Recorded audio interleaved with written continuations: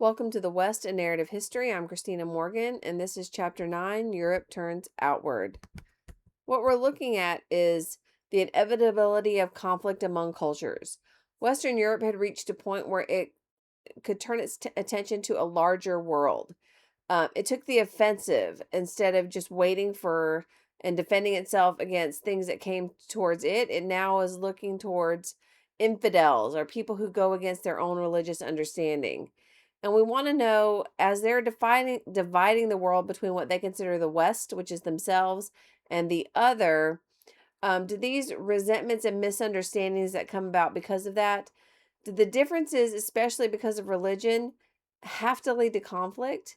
And does this conflict have to be bloodier as each side is convinced of its absolute rightness? So while we're looking at Europe, we also want to look at what's going on in the Islamic and Byzantine world. Sorry.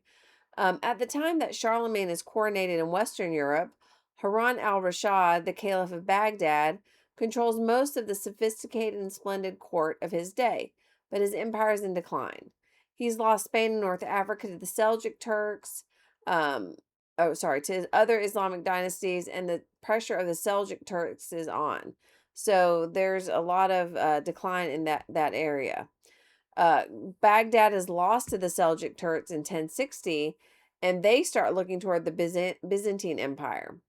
There's political instability in Constantinople, and the Byzantines lose a decisive battle in Manzikert in 1071. So the Turks are really becoming the main power in that area. Western Europe is lagging far behind the Byzantine and Muslim world for centuries.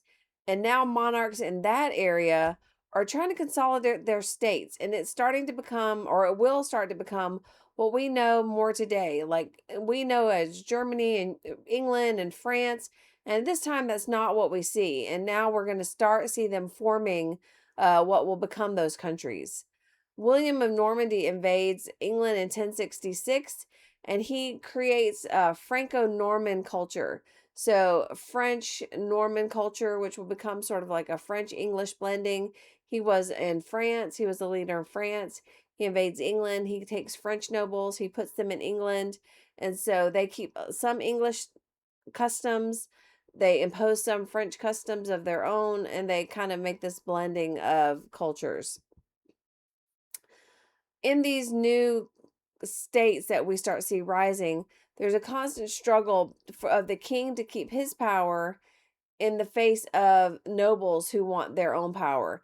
The king depended on the nobles for their military support, so he needs them to provide soldiers, but he also wants his own power. And there's different ways different kings in different countries handle that. Weak and strong kings could alternate, leading to renewed conflict every time a new king took over.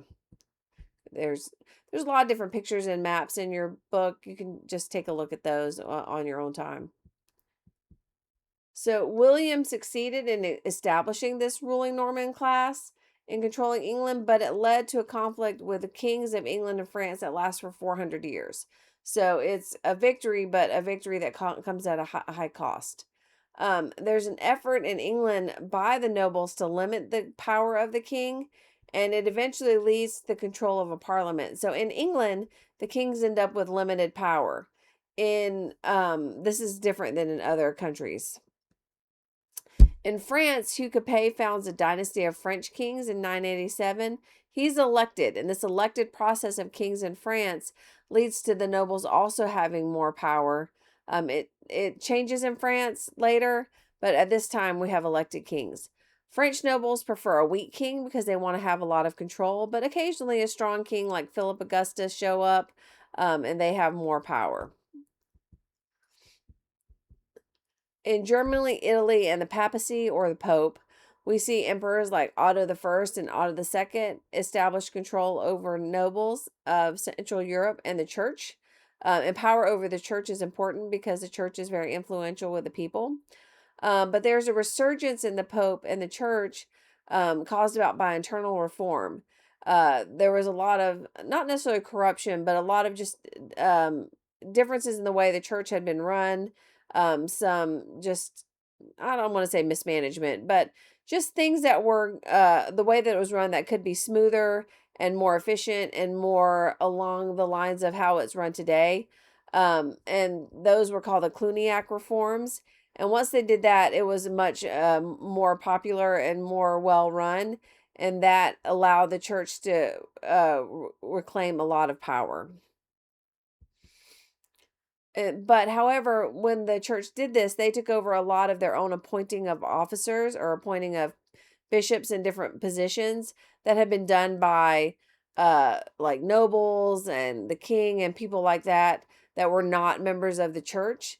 And this led to the investiture controversy, oh goodness, in 1075 between Henry IV and against Pope Gregory VII. And this actually lasted a long time, but those two guys kind of fought against each other, and one guy got excommunicated, and this led to that, and there was like a lot of back and forth that finally ended up with a sort of peace, but it led to a controversy that went on and on over who had more power, the Pope or the King, or the Pope or the Emperor, technically. But okay.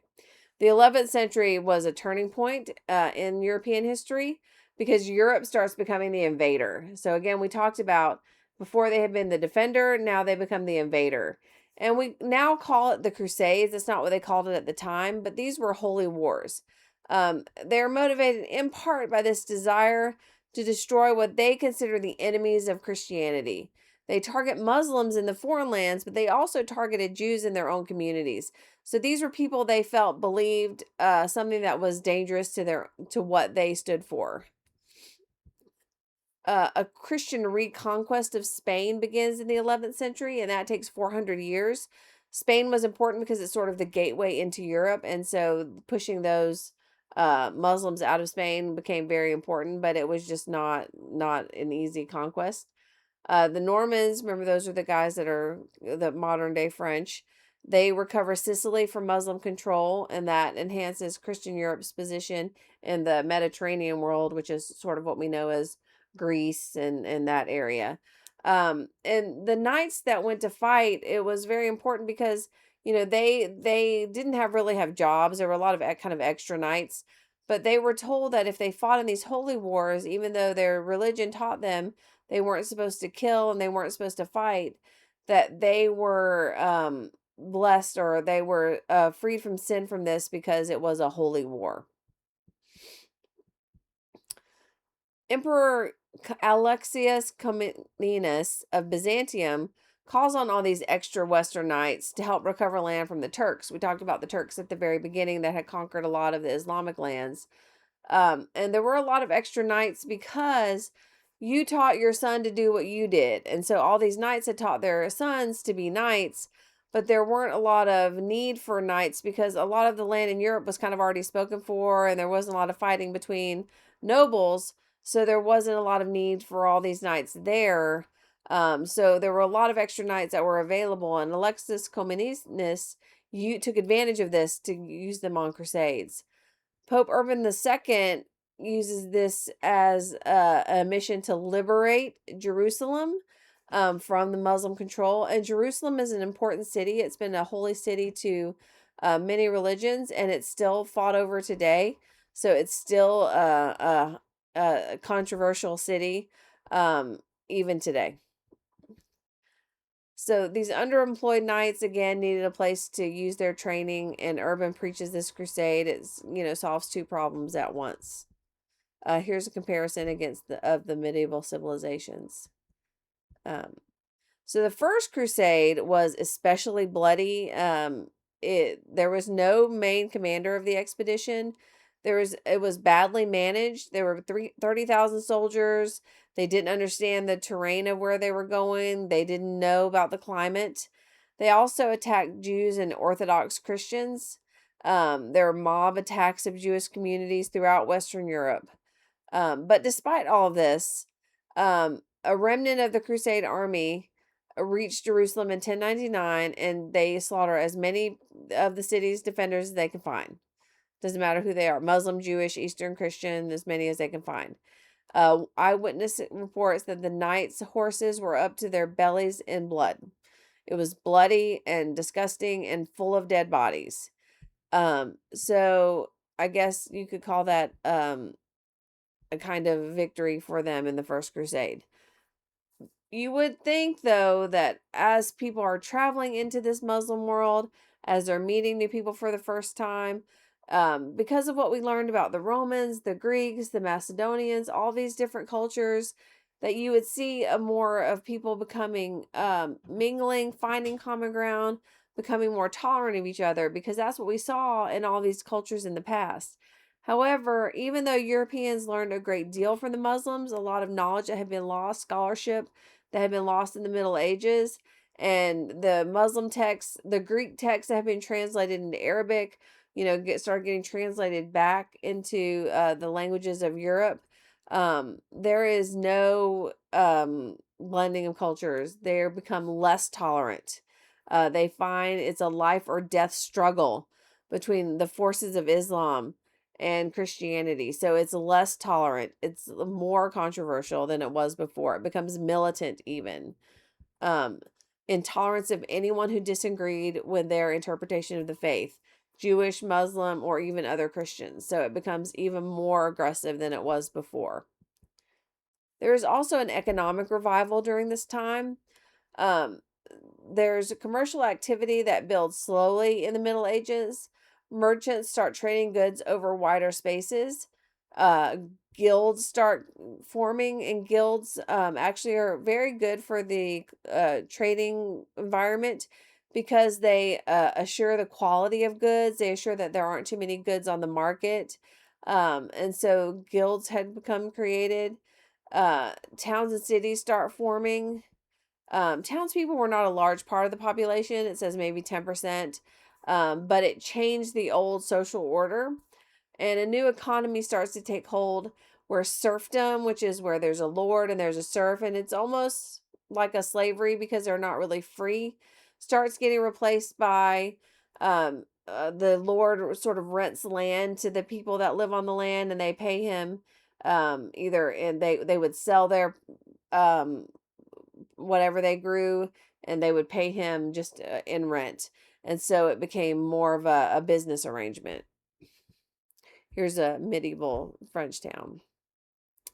So, what we see, if we're going to look back at kind of key questions, by the end of the 11th century, now Europe is assertive and they're trying to take over the world.